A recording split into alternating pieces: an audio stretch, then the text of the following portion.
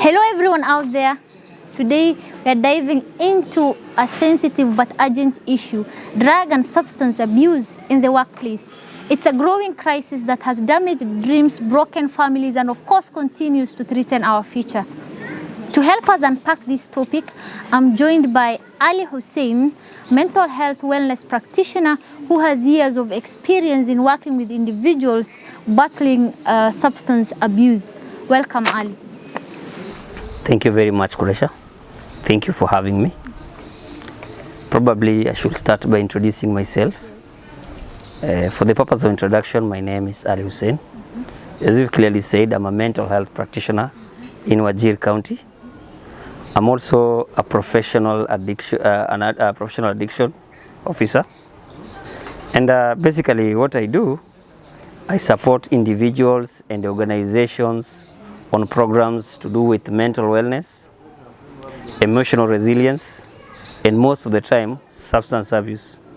Thank you for having me. I'm honored to be here. Thank you, Ali. How would you describe the mental health situation in Wajir, especially among working adults? Thank you very much for that question. The mental health situation in Wajir County, from where I sit, I can say it's a subject of concern. Basically, I can say it's an area of concern, but also it's a silent crisis. It is growing, but it's a silent crisis. That's not known by everyone. Yes. Silent crisis in the manner that, you see, we have a lot of people undergoing mental health issues, including and not limited to substance abuse problems. But these people will not come to seek for help. Why? Because of our community, the stigma that is involved. The fact that you're having mental health issues, you're suffering from substance abuse problems, you're considered a weak person to go seek for help. You see, Croatia, from where we live in Wajir County today, it may be considered a normal thing to chew mirror, and it may be considered as a sign of weakness to come and seek probably service from a counselor. Yes. So it's even worse. The situation is even worse for the working population, because it's like you see, a professional should not have addiction problem. A professional should not probably have a mental health issue. So it's even worse for a professional. And considering the high cost of living and the stress, mental health issue and substance abuse is a growing concern in the county. And actually, it's even worse for the working population. Yes. What substances are most common here in Wajir that are consumed by our people locally? Oh, okay. The substances that are most common here in our county, Wajir, I can say for a fact is Mira is the first one. You see, Croatia, Mira is sort of a socially accepted drug. Yet in reality, it has a very serious mental health implications. Yes. So Mira leads is one of the most socially accepted drugs that is really abused. In fact, we are worried as experts because even in some working settings, Mira is chewed and it's accepted.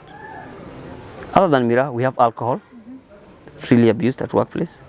We also have, in recent times, we've seen also prescribed medications. People are really using it. So again, I can say it's an area of our concern, and we are looking forward to ways that we can change. What workplace conditions or pressures might lead employees in Wajir to use drugs or alcohol?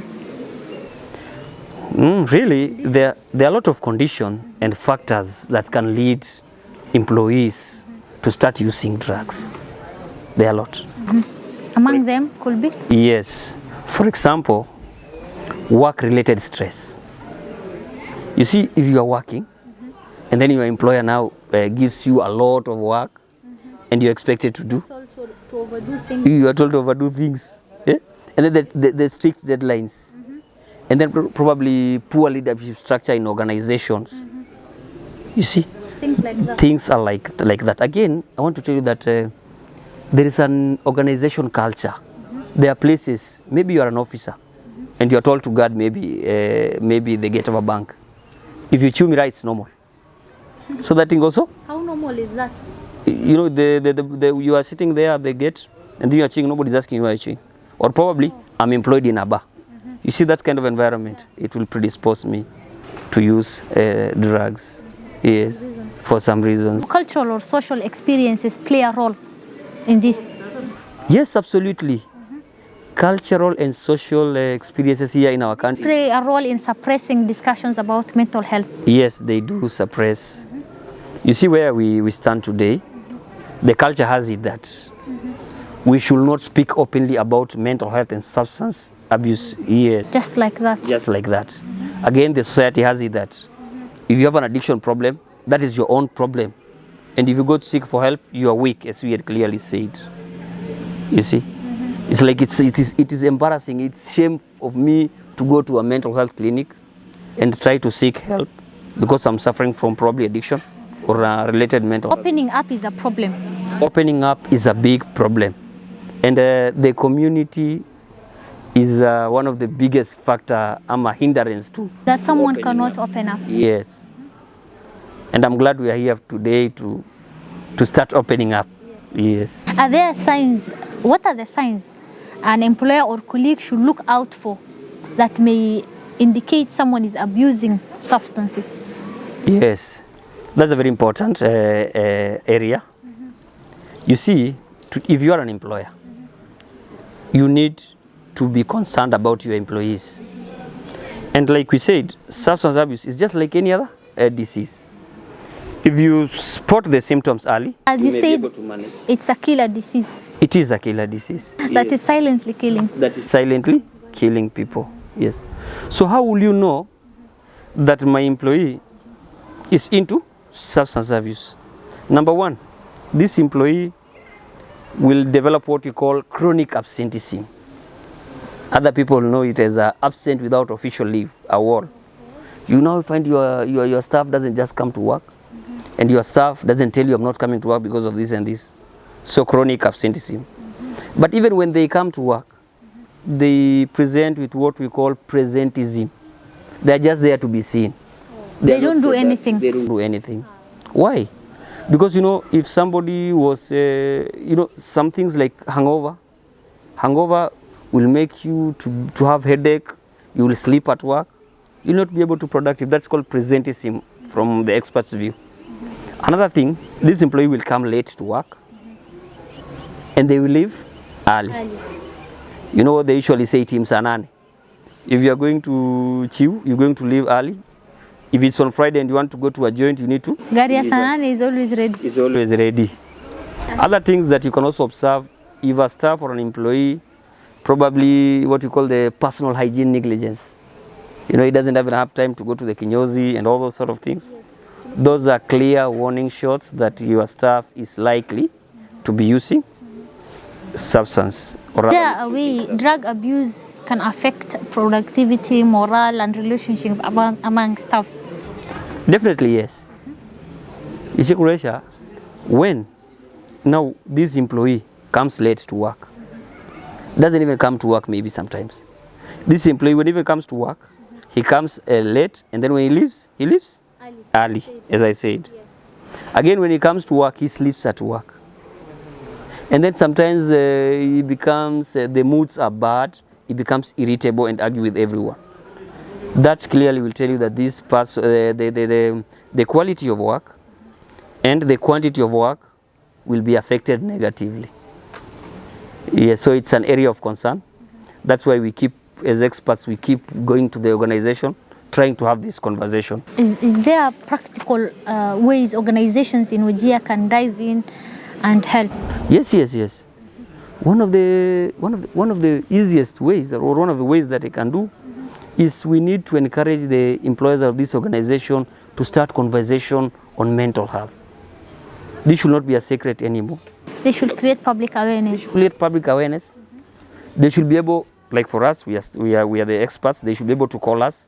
We can give mental health education to the supervisors. Do you normally do that? Yes, we do that, and we are available. Yes, we do that, and sometimes we work very closely with the Red Cross. Yes. That's the only organization you work with? Not only the organization, we also work with other non-governmental organizations and even the governmental organizations. Yes. Let's say there's someone who wants to speak up but struggling with addiction. The person is struggling with addiction, but is there a way he can seek help without fear of being judged or losing their job? Yes. Today, if you're an employee or a staff and you're struggling with addiction and you fear probably being misunderstood, you fear being judged, I want to tell you, you need to walk away from that fear. You need to have another chance. You need to start small. There is that person that you trust. Tell that person. Please, don't keep it to yourself. Start with that small. Feel free to come and see us. We are trained on that field. We upheld what we call confidentiality. Yes. Please don't just stay there. Don't be quiet. If you are watching this and you are an employee and you are into drugs, there's always another chance for you. Moving on, Ali. Yes. Are there any support systems or local programs in Wajir for employees dealing with mental health or substance abuse? Yes, I can say confidently we have one in Wajir County. You see, courtesy of the county government of Wajir, we currently have a comprehensive or a fully fledged mental health outpatient department that is composed of clinical psychologists, social worker, consultant psychiatrists, psychiatric nurses. We are always available Monday to Friday, and even other times. Feel free to comment for us if you are in Wajir and you want help. We are situated inside Wajir County Referral Hospital. Yes. What role should employers, religious leaders, or even local government play in addressing this problem? The employers, religious leaders, and county government have a big role to play. Yes. For example, let us start with the employers. The employers need to normalize talking about mental health and substance abuse issues. The employers need to capacity build their staffs on matters to do with mental health and substance abuse. They're supposed even to appoint one focal person over these matters. For the religious leaders, one of the best roles they can do is to speak up. They've been silent for a very long time, and they are about this issue. They are very influential. We urge them to use their pulpit to start this conversation. And lastly, for the county government, we want to tell them that it's never lost investing in mental health. Every shilling that you put in trying to rectify this situation is a 5 shilling earned. That is a research that has been done. So the much they can do is to invest on this matter. Ali, Yes. you've been in this field for quite some years now. Yes. I think 9 years, Yes. as you told me off the camera. Yes. What will you say to someone watching right now who may be silently struggling with addiction? What's your advice to them? Which camera should I use? What I will tell that person? Please, you are not alone. You are not alone. It's not the end game. You have another chance. If today you are into addiction, I'm telling you, as an addiction professional, you have a bigger life to live. You have better things to do. Please come forward. Come see us. I'm an addiction professional. We have others. I have my colleagues. We'll be able to guide you through. And if you really want to make it easy, there is a Nakada toll number, 1192. Take your phone, call that number. Their experts are there, are available 24 hours. It's a toll-free number. Talk to them. I can assure you that you will wish like I've done this long time ago. Thank you so much. And Ali, as we wind up, Yes. how can we as a community break the stigma around mental health and addiction at the workplace? Correction is a very important element. And I think the much we can do for a start is to normalize conversation on mental health and substance abuse issues. We need to start talking about this, number one. Number two, we need to support those who have come up and open about their matter. If you're an employer today and someone is into that problem, please support them. As a community, especially the organizations that have employed people, I want to tell them that we need to implement what we call mental wellness program. This is a program by the national government. It was established in 2023 for 3 purposes. Purpose number 1, promotion of mental wellness. Purpose number 2, protection against mental illness. And last, care and support to those who are affected. Ali, as we wind up, do you have a parting shot? Okay. Other than what we've talked about, I want to take this opportunity to thank you guys for having me. And I also want to acknowledge our CEO, Dr. Dair Somo, for this opportunity. Koresha, this has been a program that has been running in series. We are marking for the very first time World Drug Day in Wajir County. Yes. So we started actually last week by visiting the prison, where we did external sensitization, and then we did our CME in the hospital, where we did the internal sensitization to our staff. And last, we are now here. We are doing what we call media sensitization. So I acknowledge Bwana CEO, Dr. Dair Somo, for supporting this program. And I hope that this will not be the end. We are here and we need to serve the people of Wajir going forward better and better. Thank you. Thank you so much for tuning in. I am your host, Qureisha Ali, and this is Q&A Media. Special thanks to Heritage Resort for generously providing us with the space to host this interview. Thank you so much.